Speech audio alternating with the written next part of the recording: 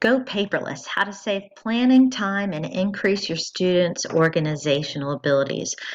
Over the course of this video, we're going to divide it into a couple different sections. This first one is going to explain to you some of the benefits of going paperless, whereas the next two sections are going to focus on teaching you how to upload information to the GradeLink site, and then how to teach your students to download that information onto their computers and save it into files to access at any time. The busiest place in the entire schoolroom is the copy machine. Teachers and staff spend countless hours standing in front of this machine that seems to bring joy becoming jammed at the most inopportune moments.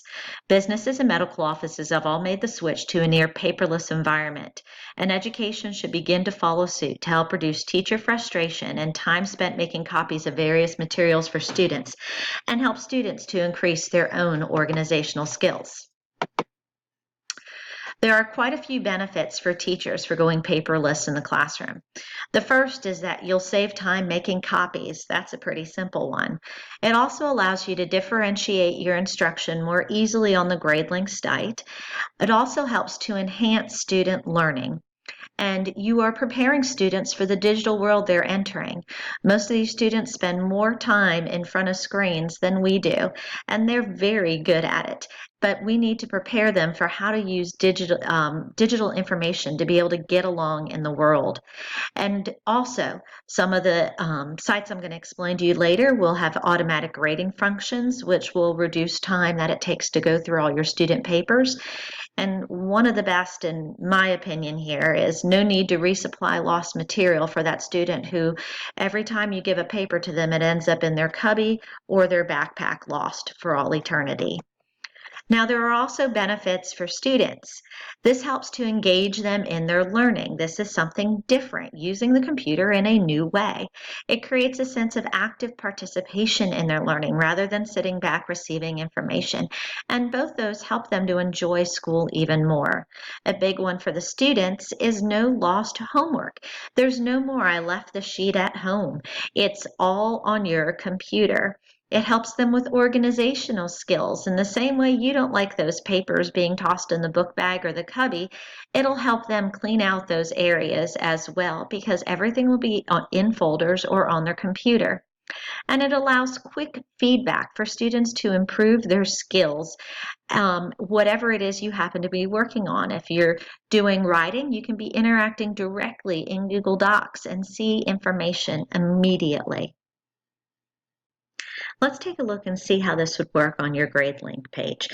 As you can see, I've already pulled up mine. This is my teacher page here, and it lists everything that my students might need that we're working on in class. They've got a link to an Edpuzzle site, notes that we are taking in class. Here is the actual PowerPoint for them, list of vocab words, journal instructions, and then as I was talking about the differentiation ability, we have three different church history books going on, or theology books, I should say. We've got William Carey, a William Wilberforce, and then an honors version of William Wilberforce. And they're all in the same spot. I'm not trying to remember how many copies I need of each. But as a teacher, it's very easy to do this on your own GradeLink site. First thing you do, you come over to the upper right-hand corner and you click the orange button that says Edit. And it'll bring up another group of different options that you can have. But we're going to keep this really simple for now. Let's say, for example, tomorrow in class, I want the kids to work on this Napoleon, one-day Napoleon project that I've got on my Google Docs. So what I do is I come over and here's the project I have on my Google Docs. And what I want to do is I want to share it with them. But here's the thing, this is not something they can type in. This is something I just want them to be able to see and have, so they can view it. Now I'm going to get the shareable link, click on that, and you can see the whole link has come up.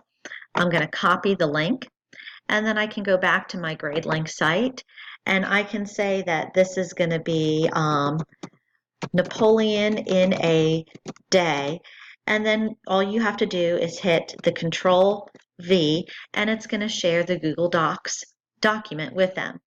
But instead, what if I had something that I wanted them to interact with? All you simply do is have the Can Edit button, and then that way they can save it on their computer and edit and change it as they like.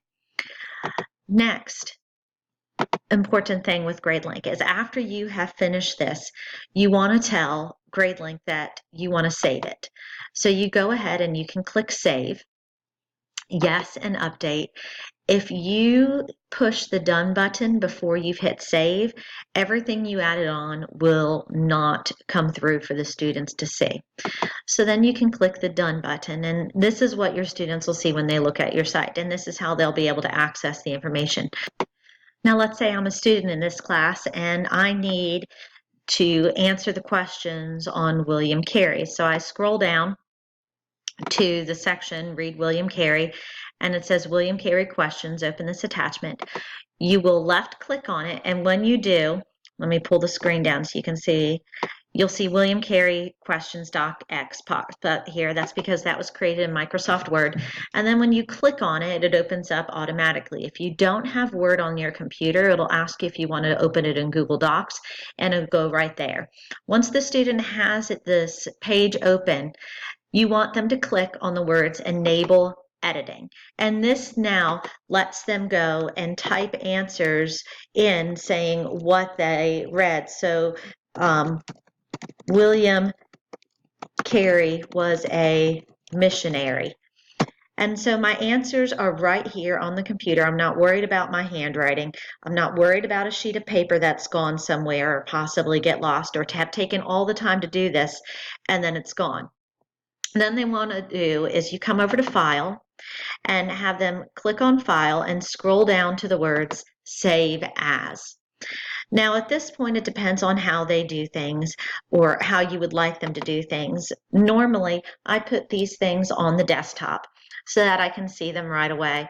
So when you come over here you can use the little line bar right here to move up and down. Your first option, real option, is going to be desktop. So you can just click that and type in what you want it to be called, William Carey Questions, Chapter 1 to 6, and then save.